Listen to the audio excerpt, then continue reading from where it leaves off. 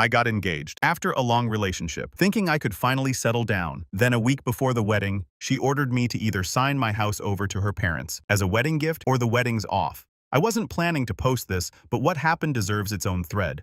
So I 34 male and have been grinding in consulting for 10 years. Started with nothing. Literally sleeping on my parents' couch, living on peanut butter sandwiches, and cold calling businesses from a thrift store suit. The first year I made $18,000. By year 3, I had my own apartment and a steady stream of clients. Now I run a solid 6-figure consulting business. No partners, no boss, no debt. With that stability, I started investing in real estate, bought my first house 3 years ago, paid it off fast, then got a fixer-upper on Maple Street, rented it out, and now pull in passive income while the value climbs. That's where I was when I met Nevada, 32 female, at a networking event. She stood out smart, independent, had her own career and life. We hit it off fast. 6 months in, we were basically living together. After 2.5 years, I proposed. She was thrilled. We set the wedding for 8 months out, which seemed like plenty of time to do it properly without rushing. Looking back now, that's when the first crack started showing. But at the time, I thought I'd found my person, someone who got me, who appreciated what I'd built, who wanted to be a partner instead of a dependent. Man, was I wrong about that. The first red flag should have been when she wanted to open a joint account specifically for wedding expenses. Made sense on paper. Both contribute money, pay vendors from one account, keep everything organized. I figured it was smart financial planning, especially since Nevada worked in marketing and was good with details. I put in $25,000 to start, which was generous, but not going to break me. Nevada added $8,000 from her savings. The plan was simple. Venue deposits, catering, photographer, flowers, all the standard wedding stuff would come out of this account. We'd each add more money as needed, but the initial $33,000 should cover most of the big expenses. Here's where it gets interesting. Nevada took the debit card and said she'd handle most of the vendor payments since she was doing the bulk of the planning legwork. Fair enough. I hate dealing with wedding vendors anyway. Rather focus on work and let her manage the details. First month, everything looked normal on the statements. $2,500 to the venue for the deposit, $800 to the photographer, $400 to the florist. Standard stuff that we'd already discussed and agreed on. I barely paid attention to the smaller charges because I trusted her judgment. But then I started noticing weird patterns when I reviewed the monthly statement. There was a $320 charge to someplace called Bella's Boutique that I didn't recognize. When I asked Nevada about it, she said it was for shoes for the wedding. Okay, fine. Brides need special shoes apparently. Next was a $275 charge to a nail salon. I'm starting to think this chick has expensive taste, but I'm not going to be the guy who argues about wedding preparation costs. Most of my married friends told me to just write the checks and stay out of the planning details. Happy wife, happy life, and all that crap. The real wake-up call came when I saw a $1,200 charge to some fancy spa place. That seemed like a lot for whatever brides do at spas, so I asked about it over dinner. "Oh, that's for my bachelorette party planning," Nevada said, cutting into her chicken like it was no big deal. "Me and the girls are doing a weekend spa retreat instead of the typical Vegas thing. Much classier." I nearly choked on my food. "You're paying for your entire bachelorette party out of our wedding account." "It's wedding related," she said with this defensive tone. That logic made zero sense to me. The bachelorette party isn't a wedding expense. It's a personal party expense. The breaking point came when I saw multiple hotel charges totaling $2,400, all for the same weekend, our wedding weekend. When I added them up and asked about it, Nevada gave me this look like I was being petty. "Those are for my family's hotel rooms," she said. "My parents, my sisters, my Aunt Carol, and my cousin Lisa. They're all coming from out of state for the wedding." Nevada, we specifically talked about this. We agreed that families would handle their own travel and accommodation costs. "That was before I really thought about it," she said. "My family isn't as well off as yours. They shouldn't have to stress about hotel costs during our special weekend. Your parents can afford their own room." Yeah, my parents could afford it because they make smart financial decisions and live within their means. Nevada's parents couldn't afford it because they lease cars they can't pay for and take cruises on credit cards. But apparently pointing that out would make me the bad guy. "We only have one wedding in this life," Nevada said when I pushed back. "Why not do it right? Why not make sure everyone we love can be there without worrying about money?" That phrase, "we only have one wedding in this life," became her justification for everything. Upgraded flowers because we only have one wedding, professional hair and makeup for all 4 bridesmaids because we only have one wedding. Meanwhile, Nevada hadn't added another penny to the joint account since that initial $8,000. She was spending money like we were millionaires while contributing nothing extra to cover the overages. I was basically funding her entire family's wedding vacation while she acted like it was our shared decision. The joint account balance kept dropping $28,000, $25,000, $22,000. At this rate, we'd blow through everything before we even got to the big vendors like catering and the band. But every time I brought up the spending, Nevada would get emotional and say I was stressing her out during an already overwhelming time.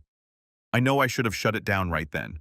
Should have had a serious conversation about budgets and boundaries, but I kept telling myself it was just wedding stress, that things would go back to normal after we were married. I figured I could absorb the extra costs if it meant avoiding conflict during an already tense time. Biggest mistake I could have made because what I thought was just wedding overspending was actually Nevada showing me exactly who she really was. And the real test was still coming. About 6 weeks before the wedding, Nevada and I are having one of our Sunday morning planning sessions. We developed this routine where we'd sit at my kitchen table with coffee and wedding binders going through vendor confirmations and guest RSVPs. Pretty normal couple stuff, even if these sessions sometimes turned into arguments about her latest expensive ideas. This particular Sunday, everything seemed chill. We just finished updating the final headcount 147 people, which was about 20 more than we originally planned because Nevada kept adding distant relatives and work friends. I was internally calculating what that would do to our catering costs when she brought up something completely out of left field. "I've been thinking about wedding gifts," she said, not looking up from her phone, where she was scrolling through some wedding planning app. "Not the registry stuff from guests, but what we give to our families. I'm still focused on the guest list math, trying to figure out if we need to rent additional tables." "What do you mean? Like thank you gifts for the parents?" "Sort of, but bigger than that." She sat down her phone and got this look on her face like she was about to say something important. "Your parents are pretty comfortable financially. They don't really need anything material from us." "True enough. My parents are both retired teachers with decent pensions, own their house outright, take nice vacations every year. They're not wealthy, but they're secure and don't want for much. But my parents are in a different situation," Nevada continued. "They've been stuck in that same rental apartment for like 15 years. Never been able to save enough for a down payment because rent keeps going up, and they had some credit issues a few years back." This was true too. Nevada's parents live in a decent 2-bedroom apartment, but they're basically throwing away $1,400 a month in rent with nothing to show for it. Her dad works at an auto parts store, and her mom does part-time administrative work for a dentist. Nice people, but they make questionable financial choices. Always have car payments, take expensive vacations, they can't afford that kind of stuff. "Okay," I said, still not seeing where this was heading. "What are you thinking?" Nevada leaned forward across the table, getting more animated. "What if we gave them something that would actually change their lives? Something meaningful that shows how much we appreciate everything they've done for us." The way she was building up to this was making me nervous. Like what? The house on Maple Street. I literally stopped breathing for a second, just stared at her to see if she was joking. She wasn't. "You want me to give your parents my rental property? Think about it logically," she said, like she was presenting a business proposal. "You don't even live there. It's just sitting there generating rental income while my parents struggle with rising rent costs. This would solve their housing problem permanently." I put down my coffee cup and really looked at her. "Nevada, that house is worth almost $300,000. You're asking me to give your parents a $300,000 wedding gift?" She waved her hand dismissively. "It's not like you'd be losing $300,000. You'd just be transferring an asset to family. The house would still exist. It would just belong to people who actually need it." The casual way she said it was almost insulting, like I was being petty for thinking about the financial implications of giving away a house. "I bought that property as an investment," I said, trying to stay calm. "It generates $1,800 a month in rental income. That's over $20,000 a year. Why would I just give that away?" "Because we're about to be married," she said, her tone getting sharper. "Because marriage means sometimes putting your spouse's family's needs before your own financial interests. Because it would mean everything to me. And what would you be giving my family in return? What's the equivalent gesture from your side?" She looked at me like that was the dumbest question she'd ever heard. "Your parents don't need anything. They're already comfortable. That's not the point. The point is, you're asking me to make a massive financial sacrifice while offering nothing comparable yourself." "I'm offering my love and commitment," she said. "I'm offering to build a life with you. Isn't that worth more than some rental income?" The manipulation was so transparent it was almost insulting.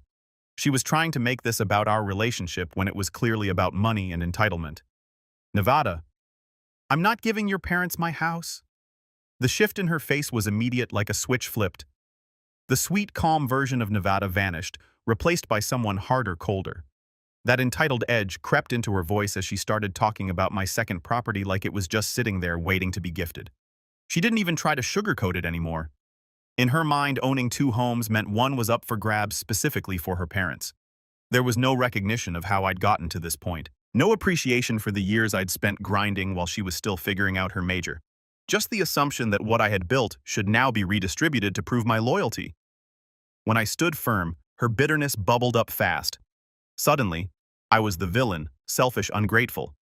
She acted like I was turning my back on the very people who had supposedly supported us, twisting the situation into some warped morality test. To her, declining to hand over a $300,000 property wasn't about boundaries. It was a personal insult. Then came the manipulation. She stopped pacing, fixed me with a look that was part disappointment, part threat, and said something that made my stomach turn. She threw love on the table like a bargaining chip. Like if I didn't go along with this plan, it meant I didn't really love her. And in that moment, I realized exactly who I was engaged to. Someone who measured love by how much I was willing to sacrifice, not by mutual respect or trust. To her, giving away something I'd worked years for wasn't unreasonable. It was expected. Anything less meant I was failing her. The silence that followed was heavy. We just looked at each other across my kitchen table, and I could see her processing the fact that I wasn't going to cave to her demands. "Fine," she said, finally grabbing her purse and keys. "I'm going to stay with my parents until you set your mind straight about what marriage actually means." She headed for the door, then turned back with this dramatic pause. "Call me when you're ready to be a real partner instead of a selfish landlord." The front door slammed behind her, and suddenly my house was quiet again. I sat there for a minute trying to process what had just happened. My fiancée had just demanded I give her parents a $300,000 house as a wedding gift, then stormed out when I refused. The craziest part, she seemed genuinely shocked that I'd said no. Like she'd expected me to just hand over my property without question. Like it was a reasonable request instead of completely insane. That's when I started wondering what other expectations she had about my assets after we got married. And that's when I decided I needed to do some investigating. Nevada stayed at her parents' place for 2 days without calling or texting. Honestly, it was the most peaceful my house had felt in months. No wedding planning stress, no arguments about vendor costs, no dramatic sighs when I had to take work calls, just me, my routine, and some actual quiet time to think. Tuesday morning around 9 a.m., my phone finally rings. Nevada's name pops up, and I almost let it go to voicemail, but curiosity got the better of me. "Have you thought about what we discussed?" She asks like she's calling to confirm dinner plans instead of asking about a $300,000 house.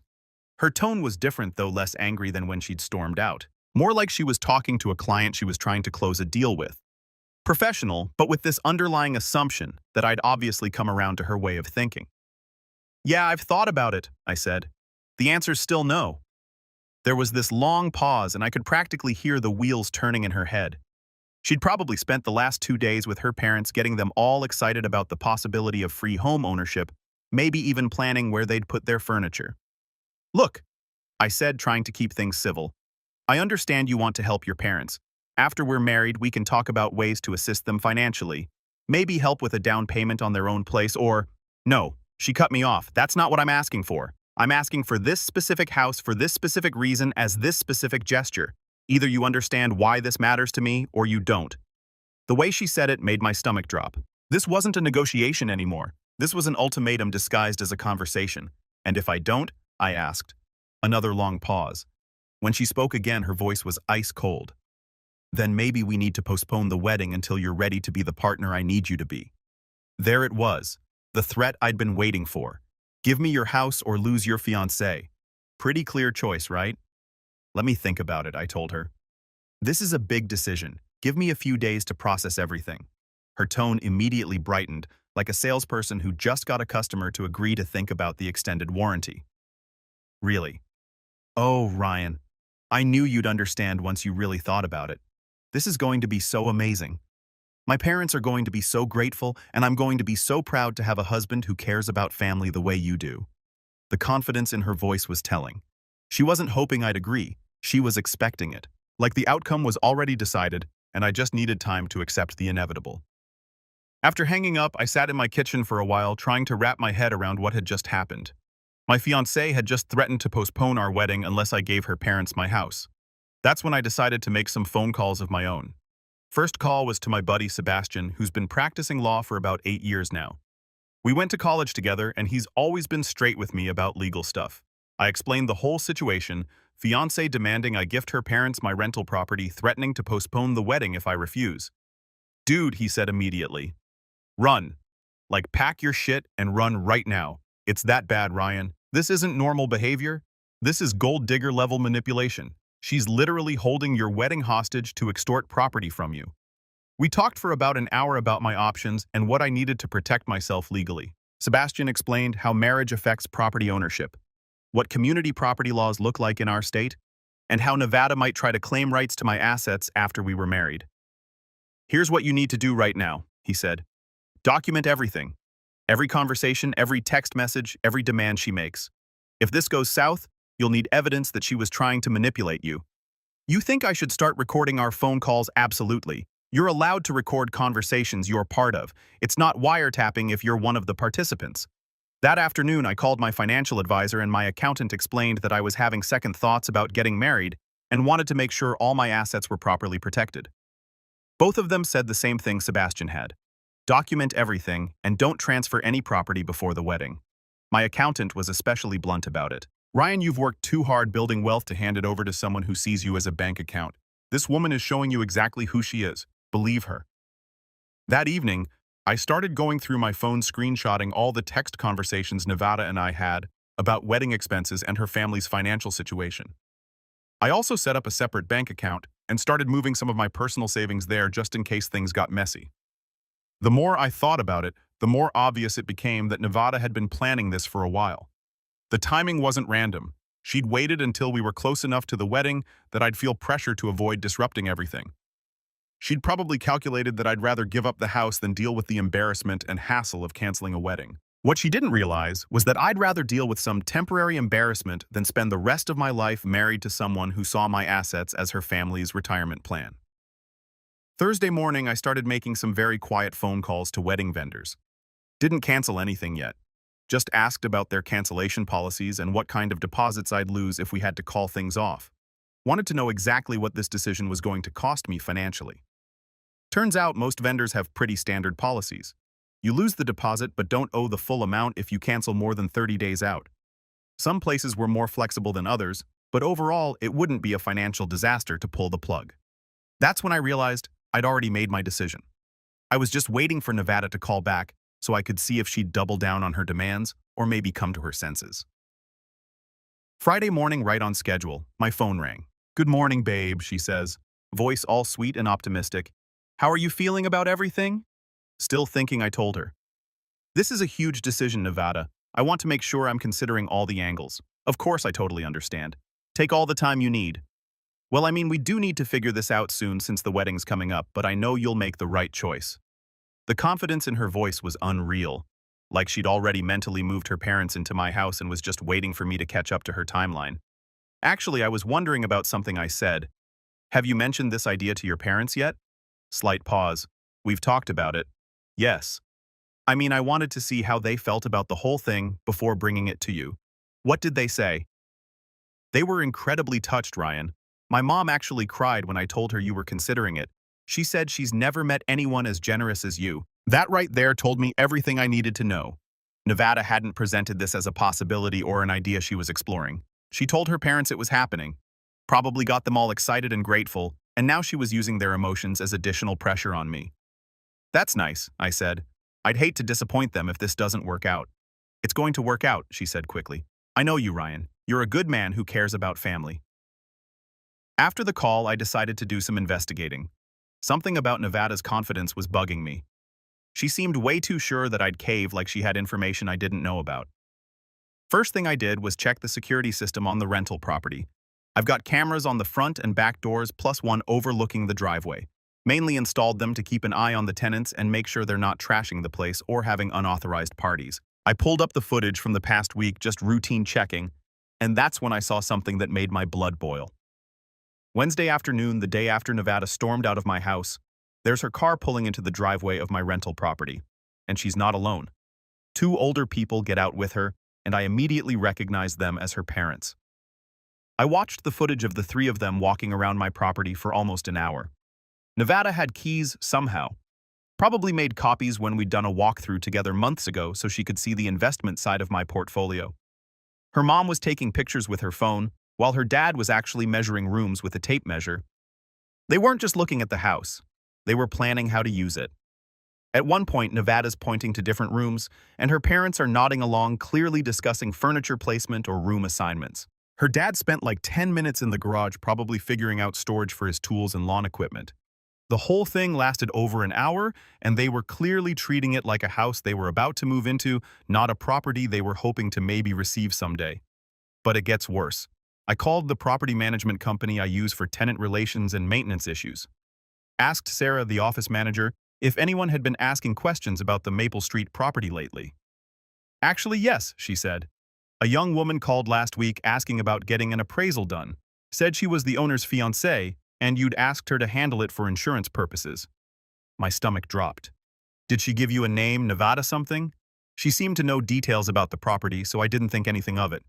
Was I not supposed to help her? Nevada had gotten my rental property appraised behind my back. She'd impersonated my authority to get financial information about an asset I owned without my knowledge or permission. Sarah. I never asked her to do that.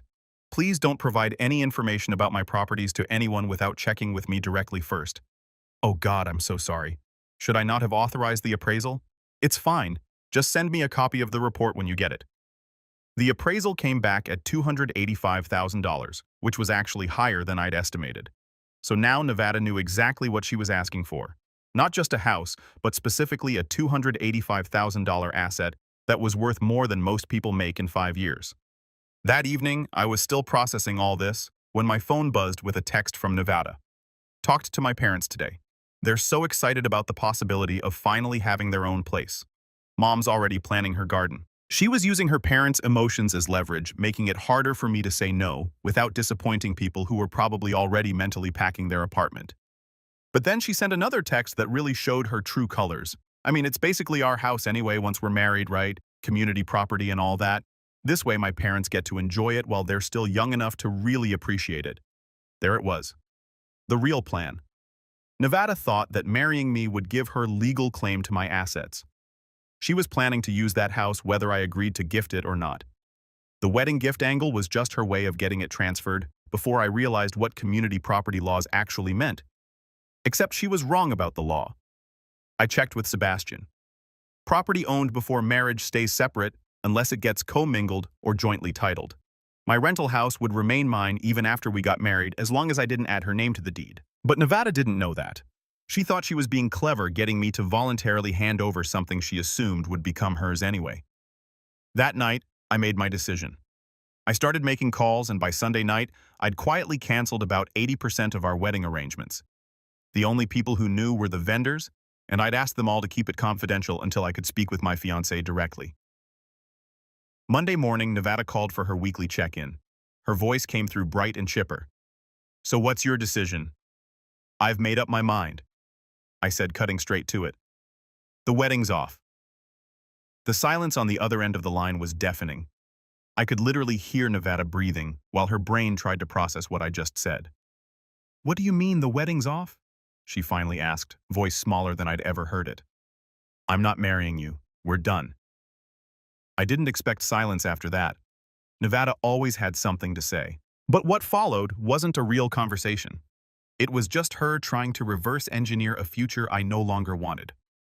She hit every phase of denial like a checklist. First, she said I was just stressed that the house situation had gotten in my head. Then she offered to forget all of it. Her parents, the appraisal, the entitlement, said we could start fresh, just the two of us. She didn't get that the damage wasn't just done, it was revealed. When that didn't work, she snapped full meltdown. Screamed about how ungrateful I was, how I'd never find anyone who loved me like she did, how this was all a big overreaction. I let her rant. Then finally I spoke. "You don't love me, Nevada. You love what I could give you, and you got caught counting it early." I could almost hear her scrambling for ground to stand on. She tried to claim she'd just been excited. Said she wanted to show her parents how generous I was going to be, that it wasn't meant to be behind my back, but it was. She got my property appraised. She gave tours like she already owned it. She made calls pretending to be someone she wasn't. And she didn't expect me to have security cameras or that the management company logs every inquiry. The fake crying started when she realized I wasn't budging. She apologized. Well, she used the word sorry, but only after being cornered, not because she meant it. I thought we were building something real, she said. 3 years down the drain, just like that.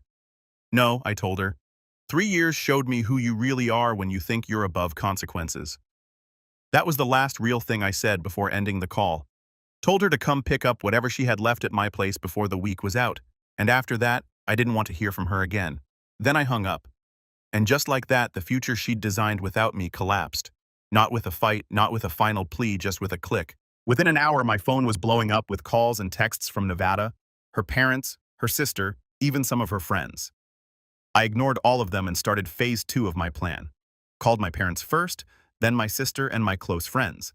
Explained exactly what had happened before Nevada could spin her version.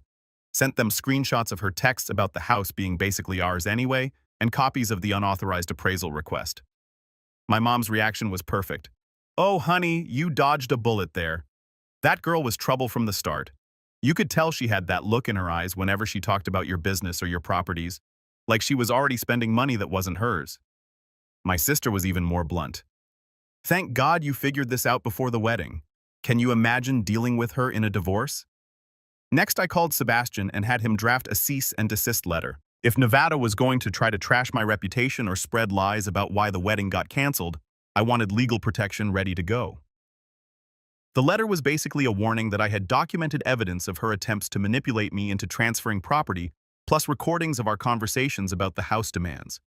If she tried to defame me or claim I'd been abusive or controlling, I'd release everything and let people judge for themselves. Sebastian also helped me change the locks on both my properties and update all my financial accounts to remove Nevada's access. She'd never been officially added to anything, but I wanted to make sure there were no loose ends she could exploit. Tuesday evening, I saw them on the security feed before they even rang the bell. Nevada and her sister Michelle standing outside my front door like a guilt-tripping welcome wagon. Nevada looked wrecked. I let them stand there a minute before opening the door. She wasted no time. Asked for 5 minutes, said she just wanted to talk. Her voice cracked at the end like she'd rehearsed it but couldn't hold the performance. I told her flat out there wasn't anything left to talk about. Her actions already said everything. She tried to downplay it all, said she got carried away, blamed wedding stress, said she pushed too hard, that it wasn't worth throwing away everything we'd built. Michelle chimed in, playing the sympathy card. Nevada hadn't stopped crying since the call. "She loves you, Ryan. She's sorry. She really is." But remorse after exposure isn't the same as integrity. I reminded them both that being sorry doesn't undo what was done. It doesn't erase who someone shows themselves to be when they think they're untouchable. Nevada's voice cracked again. And this time, I think the tears were real. "I was just trying to do something meaningful," she said, voice breaking mid-sentence. "For my parents, for us. I thought if we started our marriage with something generous, something amazing, it would bring everyone closer, right? With my property, my money, my name on the deeds, her parents picking curtains like it was already theirs. She claimed she would have done the same for mine if the roles were reversed.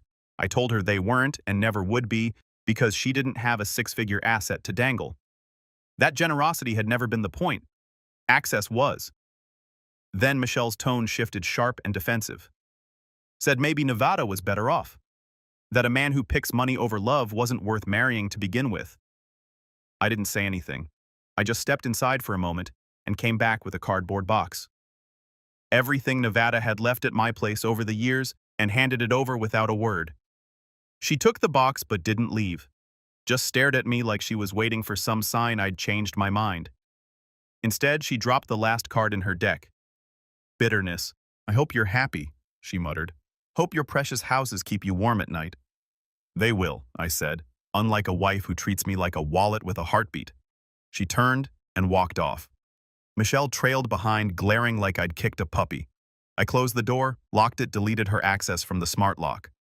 The next morning, I got a call from her parents. I shouldn't have answered, but part of me wanted to know what kind of spin they'd put on all this. Her dad started in immediately. No hello, just irritation. Said I was being ridiculous, that it was just a house I didn't even live in. Asked if I was really that selfish. I kept it calm, explained again that it was my house, bought with my money, and their daughter tried to hand it over without permission, then lied about it.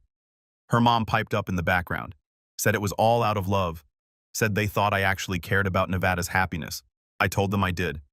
That's why I wasn't marrying her. Because someone like Nevada, who needs to control and claim everything around her, wouldn't be happy with someone she couldn't manipulate. That didn't go over well. Her dad snapped. Said I'd regret this. Told me I'd never find anyone better. Maybe not, I said. But at least I won't have to worry about someone trying to steal what's mine. They hung up. No follow-up, no apology, just a silent confirmation that walking away was the smartest thing I've done in years. Over the next few weeks, Nevada tried a few more approaches. Mutual friends reaching out to mediate, a long email explaining her side of the story, even a LinkedIn message about how we could handle this professionally. I ignored all of it.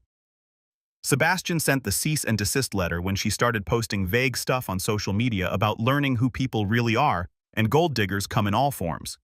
The letter worked. She went quiet after that. 6 months later, I heard through a mutual friend that Nevada had moved back in with her parents. Still living in that same rental apartment, still complaining about not being able to afford to buy a house. Meanwhile, my rental property is still generating $1,800 a month. My business is doing better than ever, and I don't have to worry about someone trying to manipulate me into giving away my life's work.